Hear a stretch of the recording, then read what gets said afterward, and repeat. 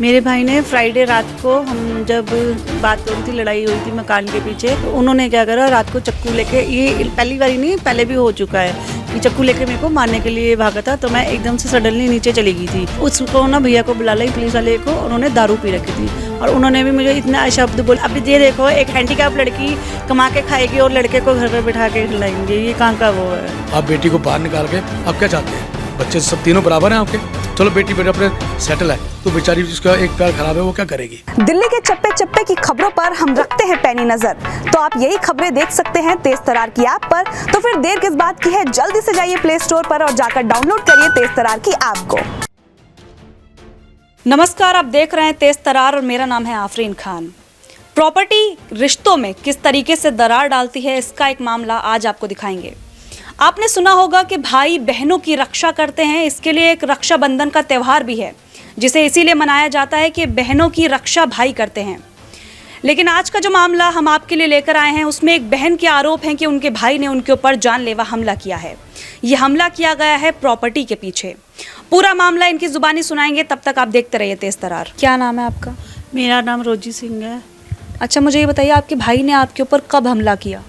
मेरे भाई ने फ्राइडे रात को, हम जब बात हो रही थी, लड़ाई हुई थी मकान के पीछे, तो मैंने उनको ये बोला था कि तुम अभी रात के टाइम क्लेश झगड़ा मत करो।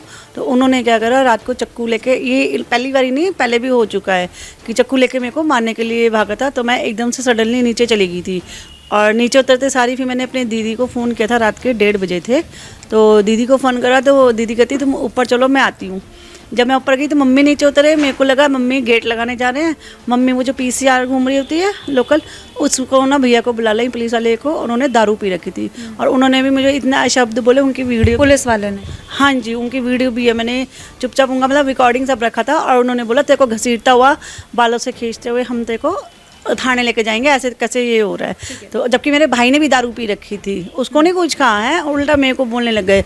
जिस भाई ने आप पर हमला किया सगा भाई है आपका? हाँ जी, वो सगा भाई है।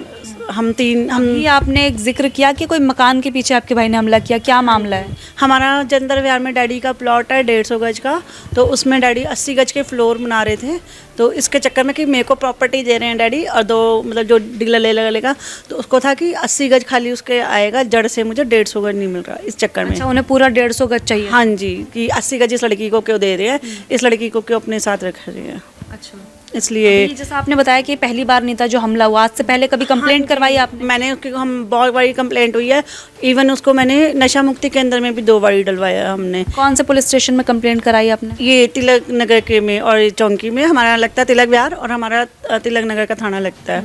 तो कोई एक्शन लिया गया था आपके भाई पर? नहीं, तब भी उन्होंने, पुलिस वालों ने बोला था घर का मामला है, घर में सॉल्व आउट करो। तो तब फिर हार के हमने, मम्मी ने मेरे को बोला कि तुम क्या कहते हैं इसको वहाँ पे डाल देते हैं।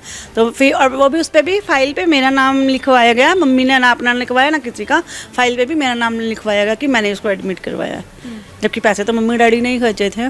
तो बस नाम मेरा डाला, 2 बारी नशा मुक्ति में डाला था, एक जनकपुरी और एक पंजाब में। वहाँ से भी ये भाग के आ गया था। उनको भी मतलब जनकपुरी वाला तो चाकू दिखा के उसने वहाँ पे भी गुंडागर्दी करी थी और साथ में 2 लड़के और 2-3 मुंडे लेके आया था साथ में भगा के। कितने भाई बहन हैं आप टोटल? हम 3 हैं, क्या कहते हैं, एक बड़ी दीदी है, फिर मेरा भाई है, फिर मैं सबसे छोटी। तो अब जहाँ पे मैं रह रही हूँ मकान, दीदी के घर पे रह रही हूँ मैं, जब से उस दिन से फ्राइडे से जो क्लेश हुआ था तब से। अभी गिरफ्तारी हुई है आपके भाई की? नहीं, कुछ भी नहीं। हमला कैसे किया था उसने, किस चीज़ से किया था? हमला घर का जो नाइफ होता है, चक्कू होता है, बस उसको मैंने ये बोलता तुम अभी क्यों क्लेश कर रहे हो, सेरे कर लेना बात है। तो इसी बात है कि तू बीच में क्यों बोल रही है, आके चक्कू लेकर, जैसे हम चक्पिंग नहीं करते, वो वाला चक्कू लेके मेरे पास भागा। कौन सी जगह पर हुआ ये? हमारा संतगढ़ में, तिलक नगर संतगढ़ में, वहाँ रहते हैं हम। आप वैसे रहती किसके साथ है, क्योंकि अभी आपने जिक्र किया कि अभी आप अपनी बहन के साथ रह रहे हैं, इससे पहले आप कहाँ रह रही थी? इससे पहले मैं डैडी के पास ही रह रही थी। मेरी 2 शादी हुई थी, पहले में डिवोर्स हुआ था, सेकंड मैरिज में मेरे हस्बैंड पूरे हो गए थे, तो तब से मैं डैडी के पास ही रह रही थी। तो वही देख रहे थे, कर रहे थे, लेकिन उनको ये नहीं था कि डैडी से एक दिन मैंने पैसे वैसे नॉर्मल मांगे तो डैडी कहते अपना कमाओ अपना खाओ। तब से मैं फिर अपना कमाती थी, अपना ही खाती थी और क्या कहते रहती मैं डैडी के पास ही थी। हाँ, उसमें से मुझको कुछ मिलता नहीं था, कभी कुछ नहीं करता था। लेकिन अब थोड़ा टाइम पहले मम्मी ने एक ब्यूटी पार्लर का कोर्स कराया था, वो भी इसलिए कि मैं दुबई चली जाऊँ। ये जो आपकी मम्मी है, आपकी रियल मम्मी है? नहीं, सही नहीं है, मेरी मासी है। मासी? हाँ जी, तो वो भी उन्होंने घर से निकालने के लिए कि दुबई चल जाए कोर्स करके, कि यहाँ पे इसका वो ना रहे। तो अब मैं अभी ये देखो, एक हैंडीकैप लड़की कमा के खाएगी और लड़के को घर पे बिठा के खिलाएंगे, ये कहाँ का वो है। आपके पिता ऐसा कर रहे हैं? हाँ जी, मम्मी और डैडी दोनों। हाँ जी, और आपको निकाल दिया अभी घर से? घर से निकाल दिया। अभी आपकी बहन ने, शुक्र है, आपको रख लिया, इसके अलावा कोई और ऑप्शन नहीं है? नहीं, ऑप्शन नहीं था। ये तो शुक्र है कि रात को आ गए थे उस दिन, इन्होंने रख लिया, अदरवाइज कोई वो नहीं था कि मैं कहाँ जाती कहाँ नहीं जाती। चल नहीं पाते हैं आप? हैंडीकैप हूँ, हाँ जी, लंगड़ा के चलती थोड़ा बहुत। तो इस करके वो अगले दिन मैं फिर घर भी गई थी, हाँ, कि मैं चलो घर चली जाती हूँ, डैडी से बात कर लेते थे। अगले दिन घर गई, ताला लग रखा था, उसके भी मेरे पास फोटोग्राफ पड़े हैं, मैं फ़ोटो खींच के लेके आई थी खुद अपने कैमरे से। FIR करवाई है अभी इस मामले की? हाँ जी, FIR वगैरह भी हमने करवाई है। कोई अपडेट लिया पुलिस वालों से कि क्या मैटर चल रहा है, अब तक क्या गिरफ्तारी हुई है, कोई एक्शन लिया गया, कुछ पता नहीं, किया? अभी तक कुछ भी नहीं, उनका अपडेट कुछ नहीं मिला, हमको नहीं दिया गया। तो हमने ये DCP वगैरह और थाने सब जगह हमने ये अपनी रिपोर्टें दे रखी हैं, ईमेल वगैरह सब हो रखा है हमारा सारा कुछ। और देखिए, इनकी मदद करने के लिए एक शख्स आगे आए हैं, एक बार उनसे बातचीत करते हैं इस मामले में कैसे इनकी मदद की जा रही है और मदद करने की नौबत आखिर क्यों आ रही है। एक बार उनसे जुड़कर आपको बताएंगे, देखते रहिए तेज़ तरार। आपका क्या नाम? मेरा नाम, दास का नाम हरभजन सिंह खालसा है और खालसा का प्रकाश दिल्ली से पत्रकार हूँ। और भाई कन्या दास हेल्थ फाउंडेशन चलाते हैं हम लोग, जो खालसा सोए जो निर्धन को पाले। निर्धन कई प्रकार के होते हैं, जैसे हमारी बहन बेटी है ये, ऐसा किसी का हाथ कोई नहीं पकड़ता। तो यही संस्था हमारी इन लोगों के हाथ पकड़ के दोनों पक्ष देने के बाद ही इनका साथ देते हैं। क्योंकि उन्होंने जब मुझे पूरी बात बताई, इनके GRC कोरोना काल से मिला मैं, तो उन्होंने मुझे फ़ोन किया, तो ना कोई रिश्तेदार ना कोई पड़ोस साथ दे रहा, क्योंकि इनका भाई ऐबी कबाबी है। इस कारण लोग डर के मारे और इज्जत के बिना कोई इनको हाथ लगाने की कोई करने के राजी नहीं है। तो मेरे को देखा कि मैंने कहा ये तो बहुत बुरा हाल हो रहा है, तो अपनी टीम को लेके, अपनी संस्था को लेके देखा कि बहुत ही ज़्यादा परेशान है। तो फिर मैंने दिल्ली पुलिस के हालात देखे कि दिल्ली पुलिस एक लेडी को ना लाते हुए और इनको ये गलत इतनी लैंग्वेज बोल रही हैं, क्या क्या बोला जा रहा है इनको। फिर मैंने उनको दिल्ली पुलिस SHO साहब से और DCP से दरख्वास्त की है, विजिलेंस से की है कि इनके पक्ष में जो भी ठीक हो कानूनी कार्रवाई की जाए। और मेरा यही काम है कि परमात्मा हमारे को किसी परेशानी ऐसी बहन बेटी तो हम उनका साथ दें, तो हम उनके साथ खड़े हैं। भाई कन्या दास हेल्थ फाउंडेशन और गुरुद्वारे की कमेटी। अभी कोई मदद हो पाई? जिस तरीके से ये बोल रहे हैं कि ये अभी अपनी बहन के घर रह रही हैं, इनके माँ बाप ने इन्हें निकाल दिया घर से, इनका भाई इन पर चाकुओं से हमला कर रहा है, कुछ मदद हो पाई है इस मामले में? इनके माता पिता से बात हुई हो आपकी? माता पिता से मैं बात करना चाह रहा था, लेकिन उन्होंने, देखो जिसके मन में चोर होता है ना, मैंने 2 बारी कॉल किया उनको। कुछ जो आदमी उन्होंने मेरे को फ़ोन किया, मैं नहीं मीडिया में नाम लेना चाहूँगा क्योंकि एक बारी नाम उजागर होगा अच्छा लगेगा नहीं, तो मैं ये सस्पेंस रखना चाहता हूँ कि मैंने 2 बारी फ़ोन किया, 2 बारी किसी को और फ़ोन पकड़ा के मेरी बात की गई कि आप इस मुद्दे में ना आएँ, क्योंकि हम ये तलब कर दिया। मैं कहा एक तो ये भी है, आपने झूठी कंप्लेंट लगाई है, 182 में ऐड होता है, झूठी कंप्लेंट पे मुकदमा दर्ज होता है, मुझे सब मालूम है। आप क्यों बीच में आ रहे हैं, क्यों उल्टी बात कर रहे हैं? उल्टी बातें करके आप हमारे को ऐसे कर रहे हैं। आप बेटी को बाहर निकाल के आप क्या चाहते हैं? बच्चे तो सब तीनों बराबर हैं आपके, चलो बेटी अपने सेटल है, तो बेचारी जिसका एक पैर खराब है वो क्या करेगी? तो मेरा तो है कि हमारी टीम, संस्था, कमेटी इनका पूरा साथ देगी। और अभी पेंशन गई थी, गुरुद्वारा रकाबगंज गए थे, उसके बारे में आप बताइए कि रकाबगंज को पेंशन की बात हुई है, जो भी इनके साथ चल रहा है वो सेवा हो रही है इनकी, की जा रही है मदद आपकी? हाँ जी, रकाबगंज गुरुद्वारे से प्रधान साहब और बीबी रंजीत कौर जी, पेंशन के लिए मैं भी गई थी, तो उन्होंने मेरी पेंशन का अप्रूवल करवा दिया जी। देखिए, चलिए अच्छी बात है, इस तरीके से आपकी मदद की जा रही है। हालांकि अगर मैं वापस लौटूँ इस मामले पर, आप इस मामले में क्या कार्रवाई चाहती हैं अपने भाई के खिलाफ और अपने माता पिता के खिलाफ भी? क्या आप कोई कार्रवाई चाहती हैं? मेरे को है कि मेरे को इंसाफ दिया जाए। इंसाफ के तौर पर क्या चाहती हैं? इंसाफ के तौर पे मेरे को है कि मैं अपना, इवन चलो लोग कहते हैं लालची है, लालच कर रही है, एक घर छत तो होनी चाहिए जहाँ पे मैं आराम से रह लूँ। इन लोगों को भी मैं कब तक परेशान करूँ, अपनी बड़ी बहन और जीजा जी को, तो इसलिए इंसाफ चाहिए। वो जो घर है चंदर विहार वाला जो आप बता रही हैं, आपके पिताजी ने आपके नाम भी तो किया है ना? नहीं, अभी करने थे लगे थे, तो इसने क्लेश पा दिया बीच में। करने वाले ही थे तब से ही क्लेश? तब से क्लेश पा दिया इसने, मेरे भाई ने। वो तो करने, उन्होंने तो पहले ही बोला था कि एक प्लॉट जो है मेरे को देंगे पहला वाला, तो तब से उसको ये हो रखा है, तभी उसी दिन से क्लेश करना पा रखा था उसने। जब मैंने बात की उनसे तो मुझे कंप्लेंट उन्होंने व्हाट्सअप की, खुद ही टाइप करके, खुद ही पेंसिल से सेंड करिए, उसमें कुछ भी नहीं था। यही था कि इनको सिर्फ धमकाना और डराना, कि इनके जीजा जी का भी नाम इन्वॉल्व कर दिया बिना बात पे।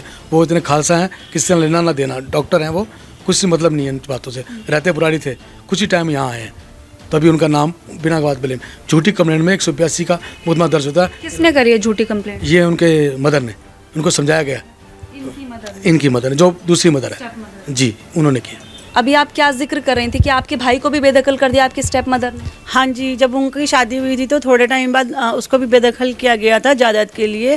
तब वो अपना हक मांग रहा था तो मम्मी ने उनको भी बेदखल कर दिया था। जो मेरी सौतेली माँ है उन्होंने उनको भी बेदखल करके रखा, बेदखल कर दिया था। और यहाँ तक कि मैं जब घर से निकली हूँ, ना मेरे को कपड़े दिए गए हैं, ना मेरे कोई डॉक्यूमेंट्स दिए गए हैं, ना मेरा जेवर, ना बड़ी वाली सिस्टर का जेवर दिया गया, कुछ भी नहीं दिया गया हमको। ऐसे ही मेरे को खाली हाथ निकाल दिया। कहाँ रखा है ये सब सामान? ये सब सामान मम्मी के पास है, लॉकर में, उन्होंने अलमारी में अपने घर पे भी रखा हुआ है और लॉकर में भी। बैंक आपके पिताजी कुछ कहते नहीं होना?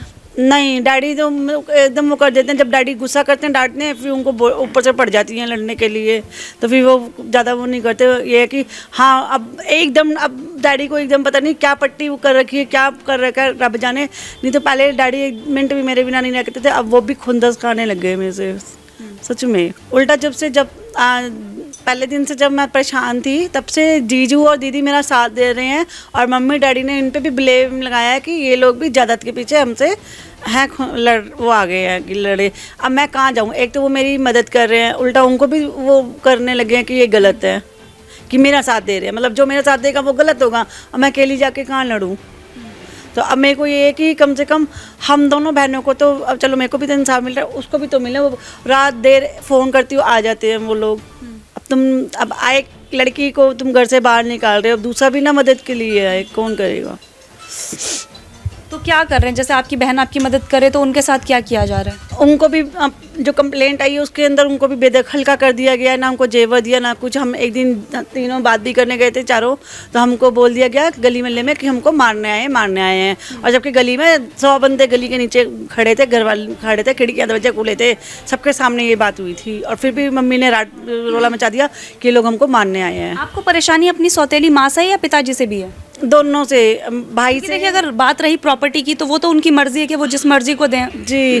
तो भाई से और मम्मी से। मम्मी इतनी वो है कि उनको एक अगर कुछ बोल दो कि हमको इतना पैसा चाहिए, कहेगी नहीं है, जबकि इनके पास बहुत है। अच्छा, आपको ऐसा लगता है कि आपकी सौतेली माँ आपके पिताजी को भड़का देती है, इस वजह से वो आपके साथ ऐसा कर रहे जी, हैं? तभी डैडी तो एकदम जब मम्मी बोल देंगी ना कि ये है तो यही है, कर देंगे, हाँ कि यही है। देखिए पूरा मामला आपको सुनाया, पीड़िता ने क्या कुछ कहा वो आपको सुनाया, किस तरीके से उनके भाई ने उनके ऊपर हमला किया।